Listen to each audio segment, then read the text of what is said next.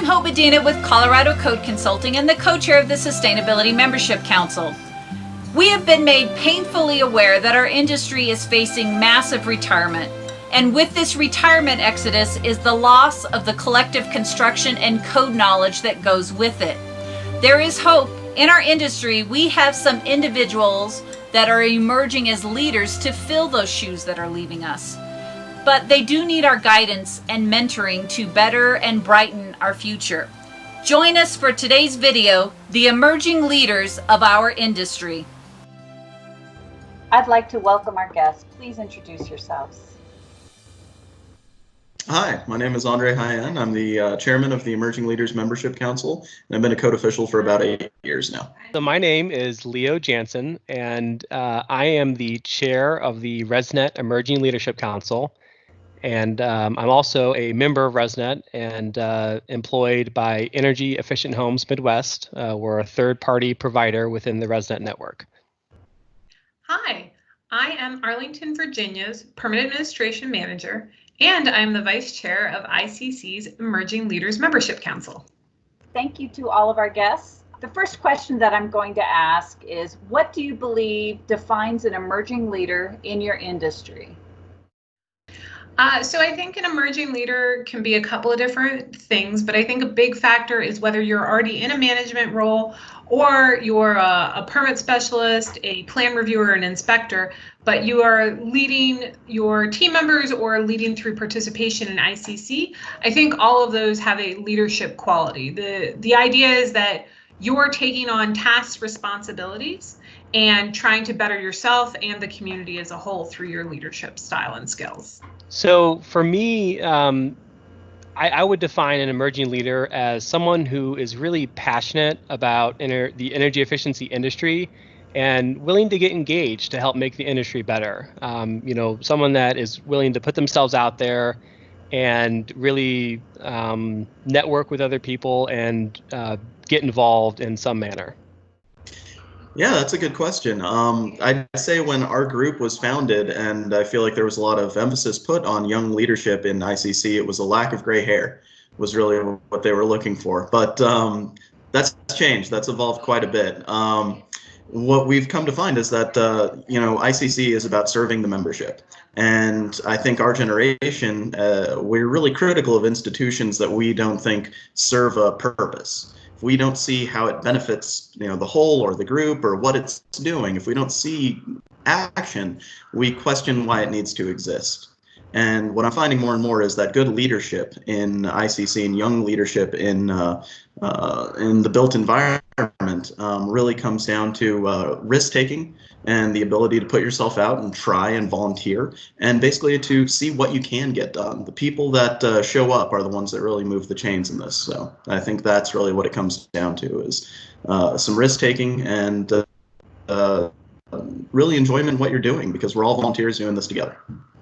What is a recent initiative that you or your organization has promoted to increase participation of emerging leaders and experienced officials in the organization itself? So the ResNet Emerging Leaderships Council's main focus is to recruit, mentor, and motivate the future leaders of ResNet and the home building performance industry. The ResNet ELC has created several signature events and competitions, mainly organized around our annual ResNet conference. One such initiative, which actually for 2021 just went live last Friday, is the ELC video competition, which is designed as a crowdsourcing video competition that helps create video content to help explain the ResNet standards. Videos are submitted by individuals from the network, users of the standard, and are sent to a panel of non-biased subject matter experts, which then judge them on their validity to the standards. And then our group with those judges picks the winners, and then the winning videos are actually linked directly to the ResNet website in order to help explain that portion of the standard. So I'm very fortunate. Arlington, Virginia has been very supportive. They encourage folks to apply for the various committees that are available. Right now, for example, the 2021-2022 code cycle for ICC is accepting applications. And so Arlington is very supportive of the time folks need to take away from work from that. They don't make you use your vacation or personal time. And they want to encourage people, whether it's joining code cycle committees, whether it's the Emerging Leaders Membership Council participation that I've been able to do, exam development committees, they're very supportive of all that. I would encourage any organization, if you can let your staff take the 3, 4, 5 days to attend a conference or participate in these committees, it's a huge benefit to you because as an organization, you know what's going on within ICC.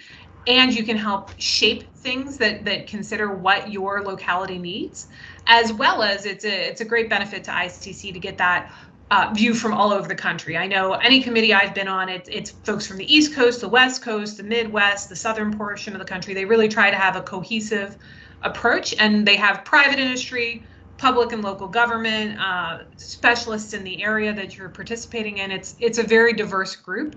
And I think it's wonderful that Arlington supports that. And I hope more organizations don't I've met so many people who have to take like personal leave to attend a conference. So that's the big thing that I think we do for a lot of young folks, especially. It's hard when your vacation time, if you've been working somewhere 20 years for local government, your vacation time adds up.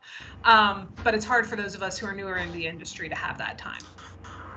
Lately, we've been having a lot of conversations with some of the outside leadership groups from other areas of the industry, like the emerging leaders from ResNet, folks like that. So we're getting a little bit of experience with what other folks are doing in the industry in terms of bringing new leadership into the fold and getting them trained, essentially. Previously, I think one of our big capstones last year was, of course, the Vote for Your Codes initiative with the Sustainability Membership Council, which was a huge endeavor that led to the first joint resolution from every membership council and the major jurisdictions committee being signed as a statement that the entire membership was going to work harder to engage themselves in voting and the code development process. So that was, I think, really appealing for a lot of younger folks coming to find out that, they can get up to the microphone and speak, or they can submit a code change. And it's just as much their code as somebody else's code that's been doing this for 30 years. We all work with the same book. How would you get engaged as either a mentor or a mentee, and who should they contact to get involved? Well, we'd love to throw ourselves out there, of course, and do the little commercial for us. Absolutely, contact us, and we'd be happy to get you in touch with the projects that we're doing, who we're working with. But truly, leverage anyone that you know in this industry. Leverage your chapters, your regions, your ICC staff liaisons for those regions. They are aware of folks that are going to be retiring in the near future because they've been together with these people for years. So they might know of openings coming up in the industry. They might know of people that are just interested in helping that next generation of folks, or maybe there's a project you're really interested in, and you know what, those people are going to think of the person that tried this maybe 5 years ago and what struggles they ran into, and why that maybe didn't work that time, or why it did really work that time, and what you could take and learn from that from somewhere else in the country. So this is a network, and especially in the light of COVID-19 and being socially isolated from each other, and yet using social networking to help facilitate what we do, it's a perfect opportunity to make those introductions with people they otherwise wouldn't have gotten the opportunity to this year, especially with a lot of canceled events and things like that. So feel free to reach out to anyone, and anybody will pick up the phone, myself included. So as a mentor, I would say, look around at your regional, local levels, or at the ICC national levels for people you see who are younger and newer to the profession, especially if you see people participating in the Emerging Leaders Membership Council in the ICC Shadow program. If you see those folks, reach out to them, and it doesn't take a lot. I mean, my mentors, some of them have been very hands-on and been great. Others of them 2-3 times a year shoot me an email and say, hey, there's this opportunity, you should be taking advantage of this. Or, hey, are you aware of what's going on with this event? So as a mentor, look around you to see some of the new faces in the room and make a personal connection, and 2-3 times a year reach out and tell them about opportunities within ICC or at your region level that they can participate in and gain that experience.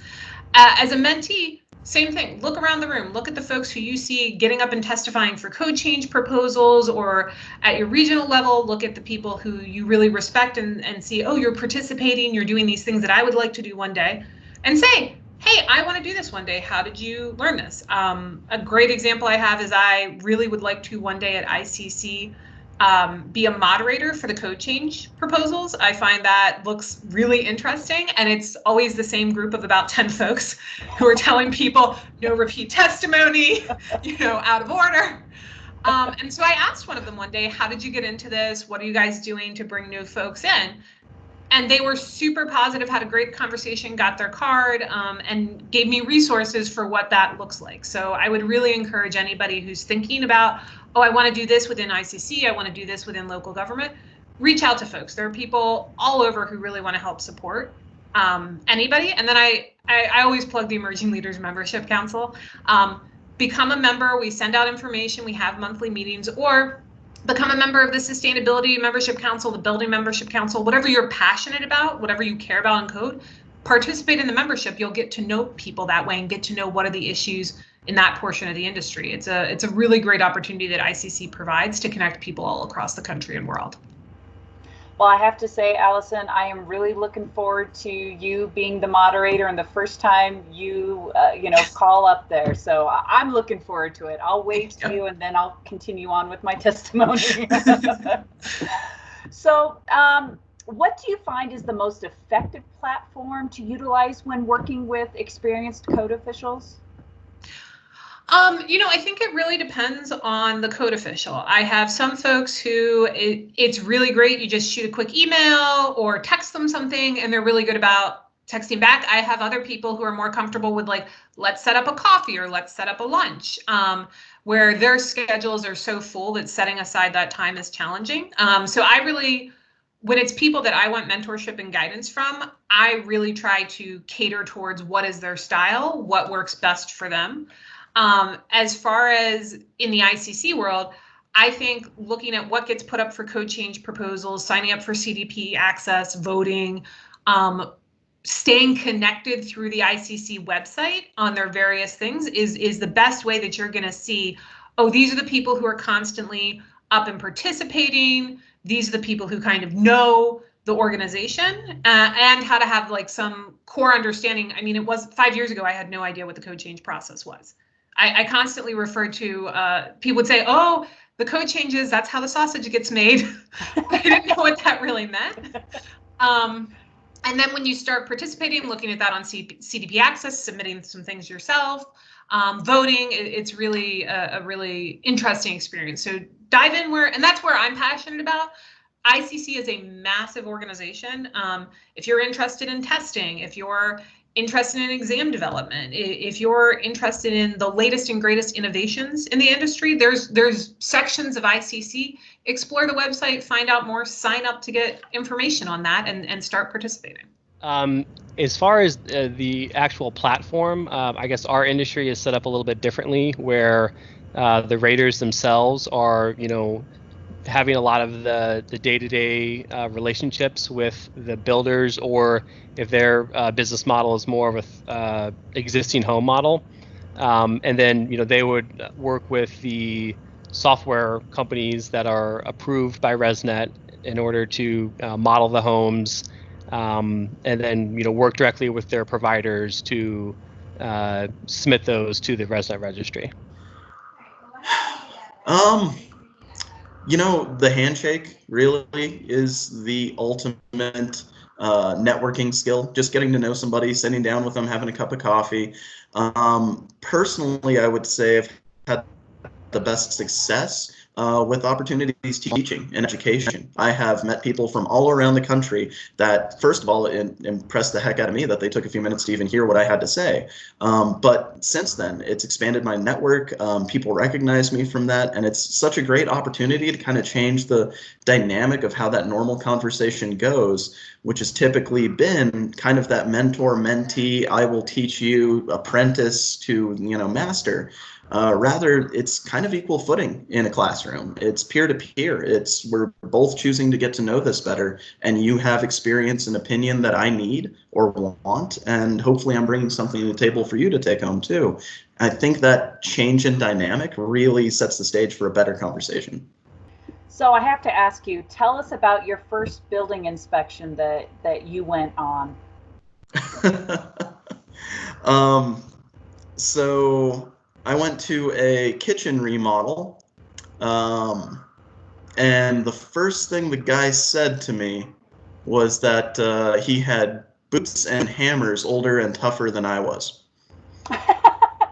And you know what? He probably wasn't wrong. The guy was a little grizzled and been doing it for a while. But of course, before you're out there doing it yourself, you've been training with people, you've been going out with people, you've had people looking over your shoulder. But the first time you do it by yourself is really that moment where you have to, make sure that you're clear in expectation. And he then asked me, "Aren't you a little young to be doing this?" Really just twisting the knife on that. And I told him he was a little old to not know how to frame a pony wall that wasn't braced.